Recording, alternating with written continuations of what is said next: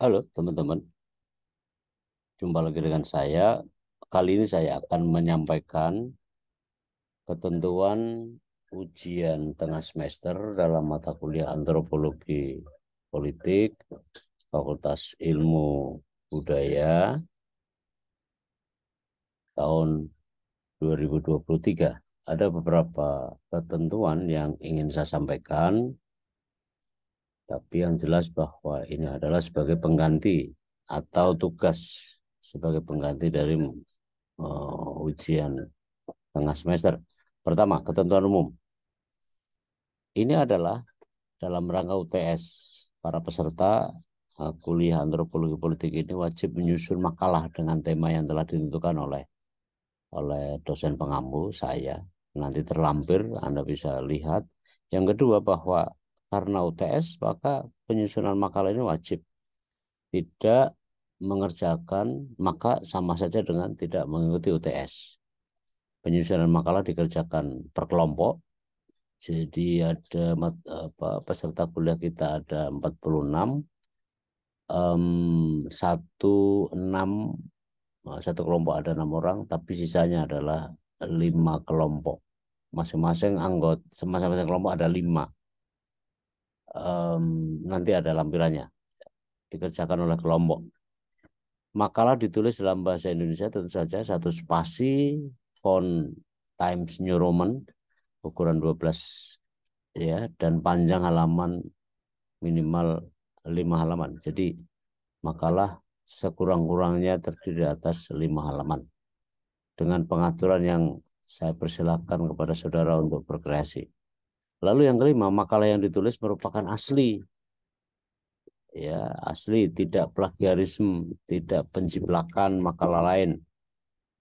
Dan itu dapat dibuktikan dengan sumber kutipan yang dapat dipertanggungjawabkan secara metode ilmiah. Jadi itu jelas ya, bukan penjiplakan.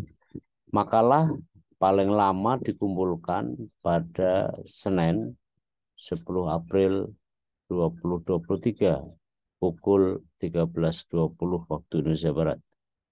Punya waktu yang cukup 7 kali 24 jam. Tidak ada alasan untuk tidak punya waktu. Nah, makalah dikirim ke nhsardini@yahoo.com. Selambatnya pekan depan, Senin 10 April 2023 pukul 13.20 waktu Indonesia Barat. Nah, yang kedua, sistematika. Sistematika ini terdiri atas satu, pendahuluan.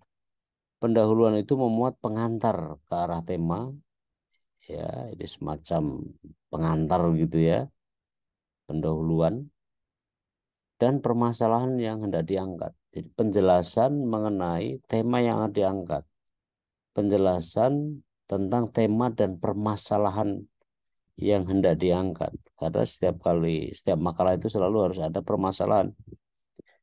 Sama dengan juga skripsi. Dan diam-diam saya sedang menunjukkan kepada Anda bahwa Anda mulai sekarang harus memikirkan tentang skripsi, dan ini adalah latihan paling dini lah. Permasalahan yang hendak diangkat itu diuraikan dalam pendahuluan. Semacam umumnya, gambaran umumnya. Dan jangan lupa pendahuluan itulah kemudian harus dicantumkan. Kedua, rumusan masalah. Lazimnya rumusan masalah itu memuat pokok dari permasalahan yang hendak diuraikan nantinya. Dari mana berangkatnya?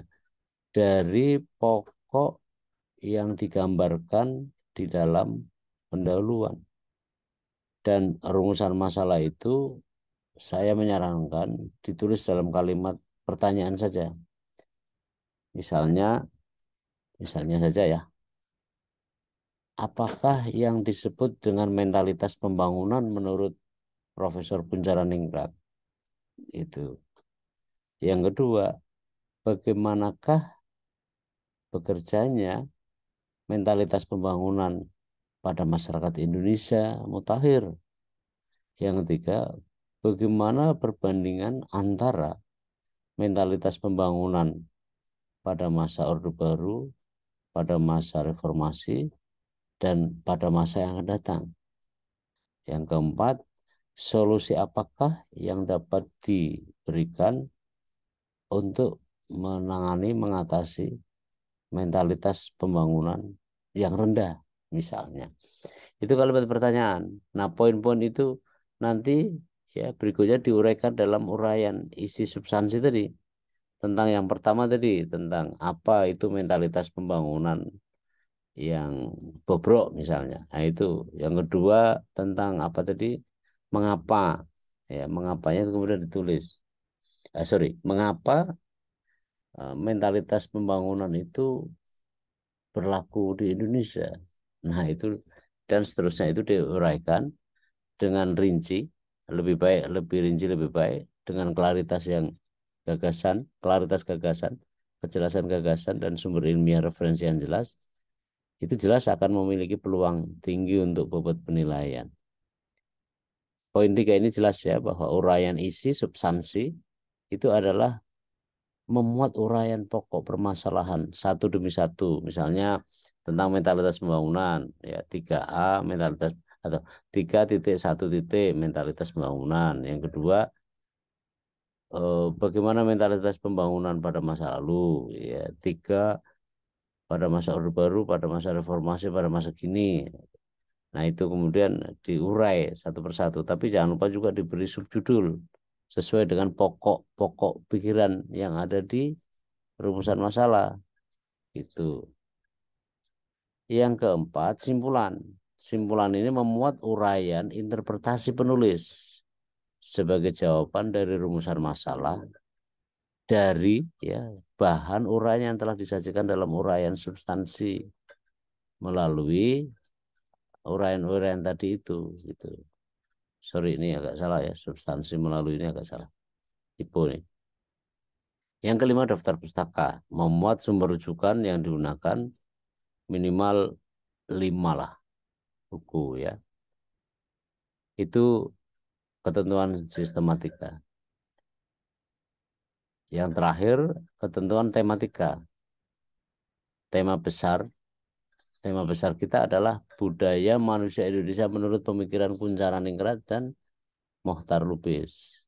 Dua beliau ini ya pernah menulis karya yang pada masa itu jadi viral lah kalau istilah sekarang, dan luar biasa pemikiran-pemikiran beliau ini. Bukunya pernah diterbitkan tahun-tahun 80-an, 70 dan 80-an. Tapi tampaknya itu masih relevan sekali dengan kondisi sekarang. Nuansanya masih terasa sekali.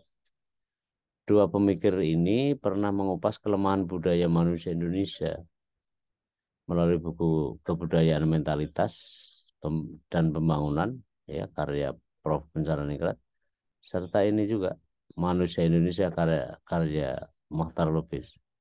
Nah, Kunchara Ningrat bukunya ini Kebudayaan Mentalitas dan Pembangunan, dan itu sudah, ini kayaknya edisi yang paling mutakhir ya, karena buku ini dicetak berkali-kali gitu ya, karena memang isinya bagus. Itu Prof. Kunchara Ningrat, Bapak Antropologi Indonesia kita. Lalu Mohtar Lubis, budayawan kita, wartawan, menulis buku tentang manusia Indonesia. Dicetak beberapa kali, yang terakhir yang saya tahu itu tahun 2015. Nah, isinya akan kita jadikan kupasan kita. Nah, yang keempat, tema dan distribusi kelompok. Saya sudah tulis nama-nama kalian dari nomor 1 ke 46. Nah, temanya juga seperti kolom sebelah kanan sudah saya tuliskan tema-tema yang menjadi topik yang akan diangkat. Itu lengkap sekali sebenarnya ya. Lalu berikutnya antara halaman 16 sampai 30, nomor 16 sampai 30 ya, nama di sebelah kiri dan tema di sebelah kanan. Lalu nomor, nama dan tema nomor sebelah kiri, paling kiri, nama di tengah, dan temanya di kanan. Saya rasa kalau saudara tidak membaca buku itu agak sulit juga memahami materi temanya. Tapi memang saya berharap saudara akan lebih relevan dengan kondisi ini. Ilmu antropologi harus direlevansikan dengan kondisi sekarang. Nah, saya rasa itu teman-teman ya, silakan mengerjakan sebagaimana ketentuan yang telah saya sampaikan. Selamat bekerja, sukses selalu, happy fasting. Assalamualaikum warahmatullahi wabarakatuh.